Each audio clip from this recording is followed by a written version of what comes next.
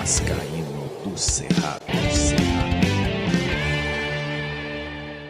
Fala galera vascaína, eu sou o Thiago Fontes, falo direto de Brasília, Distrito Federal, trazendo mais um vídeo para o canal. Vamos trocar uma ideia, informações sobre tudo que está acontecendo no Vasco da Gama. Antes eu vou pedir aquela moral, deixa o joinha, deixa o like, se inscreve no canal, que é para ele ser indicado na plataforma do YouTube, beleza? E vou falar da minha parceira, o XBet, é patrocinadora do canal Vascaíno do Cerrado.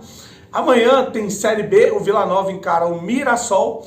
2,24 estão pagando na vitória do Vila Nova, 3,4 no empate, 3,58 na vitória do Mirassol. Vou dever um bilhete para vocês que não tive tempo de fazer isso tudo, mas nesse jogo aí, menos de 3,5 gols normalmente é o que dá, e Vila Nova o empate também é uma boa para essa partida aí, viu?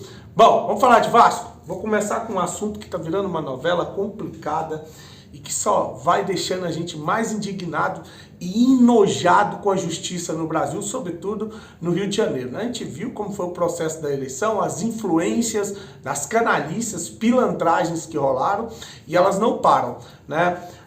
O Vasco tinha conseguido, através de uma liminar, o direito de jogar no estádio público, que é o Maracanã, como toda vez entrou e conseguiu, e dessa vez o Flamengo e o Fluminense entraram na justiça para derrubar essa liminar e conseguiram derrubar essa liminar.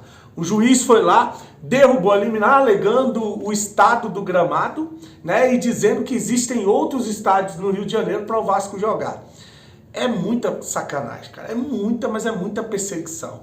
E aí sai uma notícia, até saiu no Papo da Colina, de que o juiz que derrubou a liminar parece que ele é sócio do Fluminense.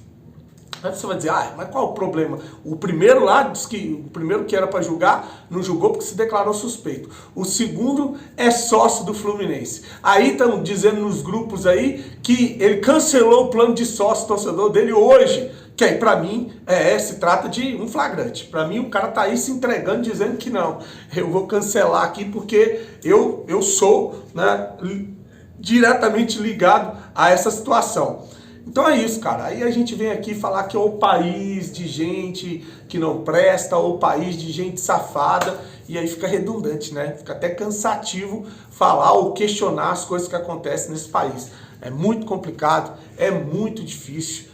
E inclusive sobre a situação de São Januário, que está o Ministério Público sacaneando o Vasco, está o Tribunal de Justiça Desportiva querendo punir mais ainda o Vasco, depois de ter aliviado a pena no Santos, né? E o Bruno Mazeu, que é humorista lá, filho do Chico Anísio, vascaíno declarado, gravou um vídeo falando dessa situação, e ali no final do vídeo ele fala que além do preconceito com o Vasco, parece que o preconceito é com a comunidade, porque o Vasco é ali no meio de uma comunidade, né? Tem comerciantes, pessoas, vendedores, ambulantes que dependem de jogos para poder vender, né? Depende desse ambiente, e parece que o preconceito não é só com o Vasco, mas é também com classe social. Além de eliticistas, são preconceituosos. Vou deixar aí o Bruno Mazeu falando sobre essa situação envolvendo São Januário agora. Falei do Maracanã, agora eu estou trazendo sobre São Januário.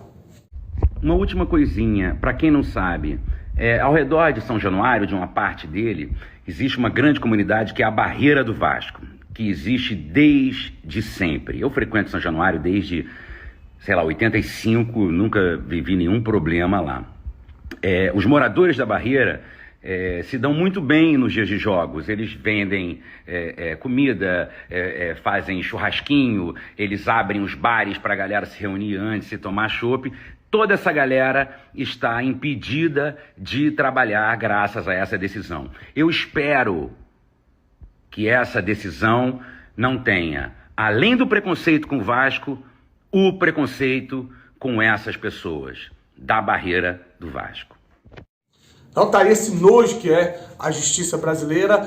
Bom, e o Vasco tem que resolver isso até amanhã. Ele tem que entrar com um recurso para poder ter uma nova liminar até amanhã, porque amanhã, segundo o Estatuto do Torcedor, é o último dia para o Vasco começar as vendas de ingressos para o jogo contra o Atlético Mineiro, domingo, 11 horas da manhã. Se não resolver amanhã, não sei como é que vai ficar a situação, mas no Maracanã ele não deve jogar, tá? Bom, para finalizar o vídeo, vou trazer aqui, o GE trouxe números de um site que calcula as chances matemáticas dos times ficarem na primeira divisão, que é o contrário, normalmente fazem de cair, né?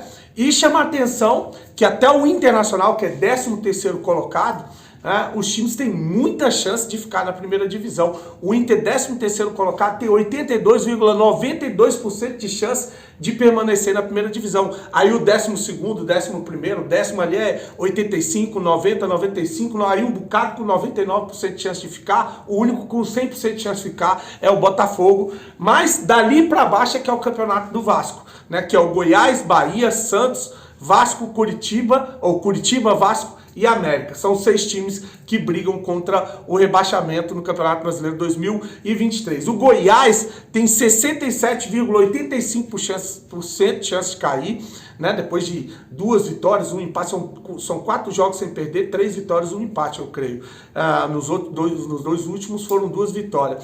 O Goiás tem 67,85% de chance de ficar, o Bahia tem 57,11%, o Santos, que é o primeiro na zona de rebaixamento, tem 54,32%, o Vasco, aí é um fato curioso, o Vasco tem 27,89% de chance de ficar na primeira divisão. Ele tem mais possibilidade de ficar do que o Curitiba, que está na frente dele, né? O Curitiba está 1 ponto na frente do Vasco, mas o Curitiba tem 17,89% de chance de permanecer e o América 12,6% de chance de permanecer. Eles calculam os jogos, calculam o potencial do time, enfim, deve ser isso, por isso que o Curitiba está com menos possibilidade do que o Vasco, que nos últimos 2 jogos conseguiu somar 4 pontos, então tá aí as chances matemáticas dos times permanecerem na Série A.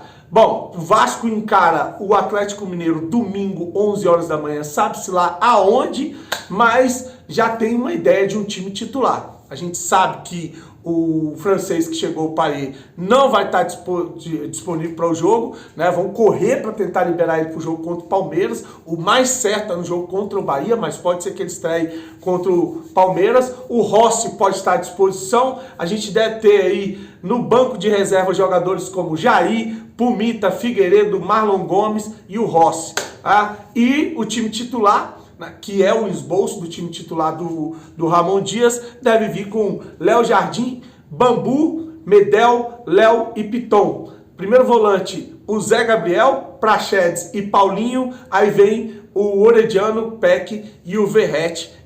Essa deve ser a provável escalação para encarar o Atlético Mineiro no domingo às 11 horas, repito, não se sabe aonde e se vai ter torcida. Tem que definir isso até amanhã. Se não for jogar no Maracanã, vai ter que definir qual é o estádio e já começar a vender ingresso. Podia vir aqui para Brasília, né? Podia vir aqui para Brasília. Bom, para finalizar esse vídeo, eu quero mandar um alô especial aqui para o meu primo Winston, que está lá no Espírito Santo, que aonde ele vai tem vascaíno, né? E um amigo dele que trabalha com ele lá é o Márcio. O Márcio acompanha o canal Vascaíno de Cerrado, falou comigo hoje. E aos filhos do Márcio, o Lucas e o Felipe, um grande abraço aí para todos vocês, que Deus abençoe sempre, que a gente possa ver um Vasco diferente do que a gente tem visto aí, beleza? Bom, desejar para você uma noite abençoada, curte o vídeo, compartilha, se inscreve no canal. Fique com Deus e saudações vascaínas.